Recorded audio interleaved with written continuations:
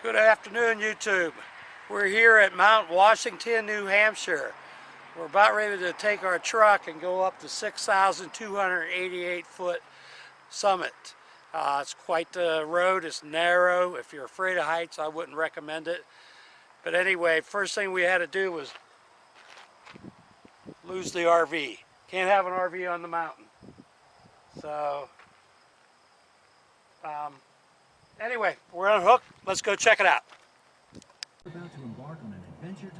Alright, we're getting ready to go up the Otter Road to Mount Washington. To give you a CD, and we're going to record a little of that. You can hear it going in the background. Lies the Mount Washington State Park, where you'll see the home of the Mount Washington Observatory and the historic Summit Stage Office, the building where a world record wind speed was recorded in 1934. More about that later. This audio tour will be your information and entertainment guide as you travel on the oldest man-made attraction in the United States.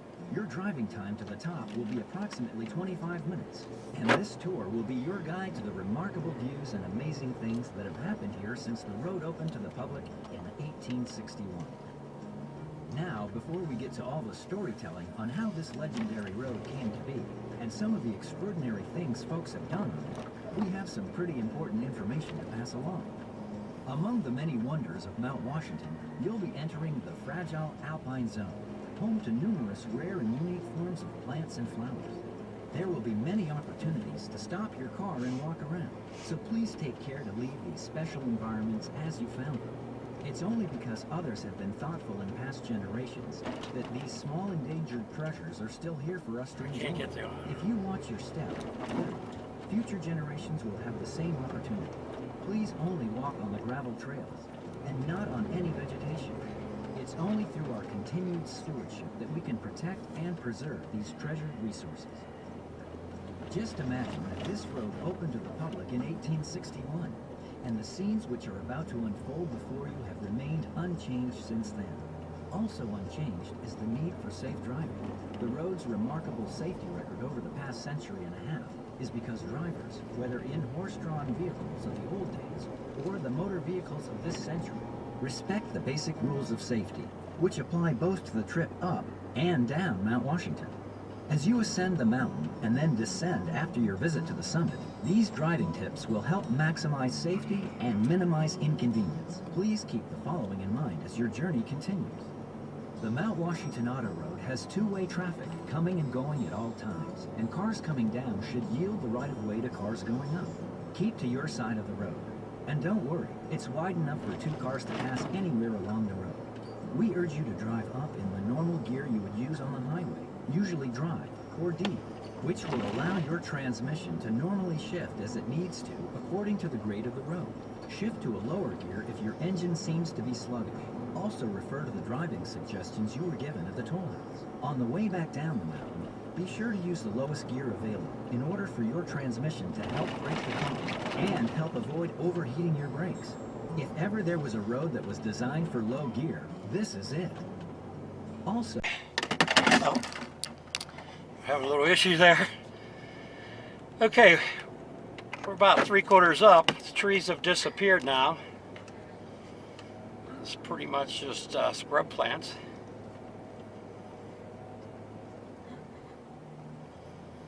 Yeah, if you're afraid of heights, this is probably not the way to do this.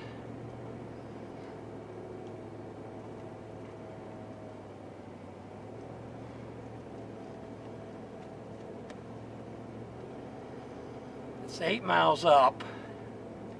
They do give you a lot of pull-offs whenever you need to take a break. You got to remember, you got to come down this. So it's pretty steep.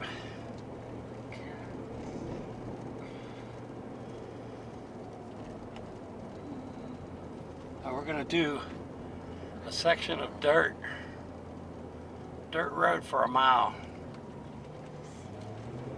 Holy cats. Holy cats.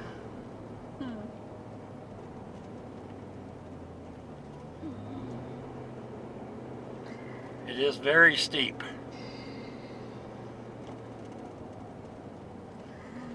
We're going to be on the outside coming down. That's going to be not too fun.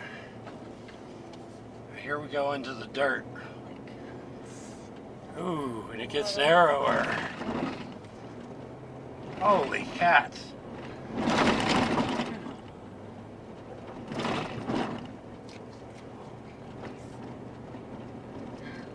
this guy's coming down pretty fast.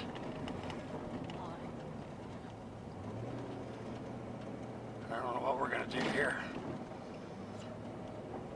I guess we did good. Now I wonder, this is why they don't allow dualies up here.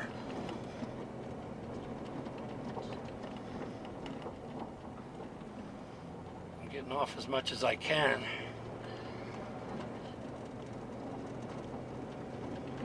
It's very steep. I could have made the road a little wider here, I'd say.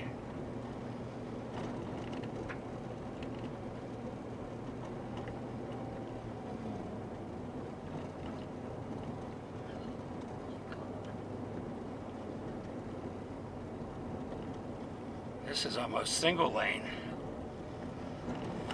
I think I'm going to take my mirrors off when we get up to the top, because they are wide. Widens out a little bit right here.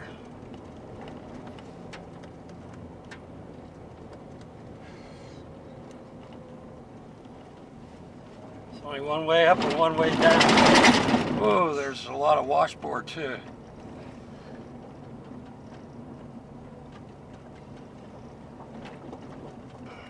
We get over this ridge here.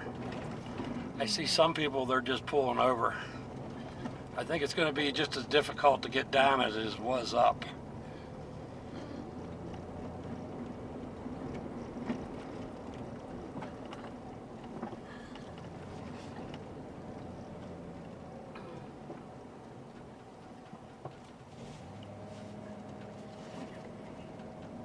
There's the observatory up there.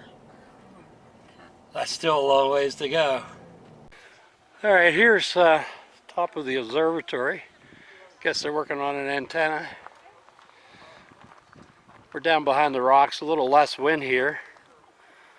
And up here is where you go and get your picture taken at the highest point. There's a line there. I guess we're going to go get in the line. So down this hall is where the actual observatory is. That's pretty cool. These people work 1 week on, 1 week off. So every Wednesday during the winter they use a Snowcat to relieve each other. Then outside of here they have some information.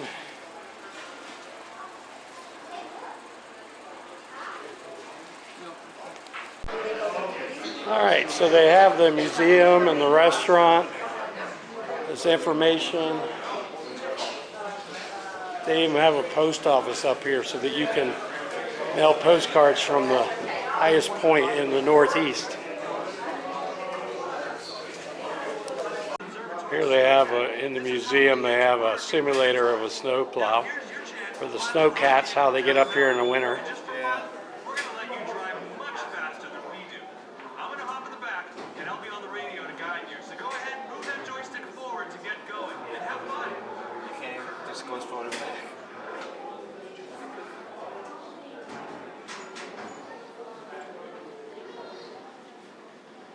They do use these in the winter every Wednesday to relieve each other. So it's 1 week on, 1 week off for the observatory. That's cool. All right, here's a picture of the clogger train. There's a lot of people coming up and down. What makes them unique is underneath. Those teeth dig into those channels. There wouldn't be any way to maintain traction.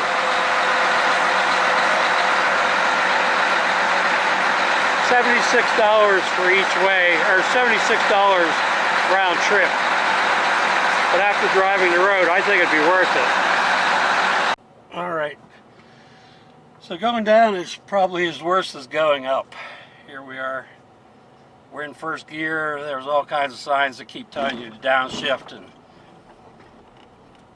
pull over and take frequent stops, let your brakes cool off. So I see a little pull out up here. I'm going to pull over. I just don't want to overheat my brakes. On this section there is no mustard or mayonnaise, so pretty much let it pull over down there. Here, I'll just pull over in this one.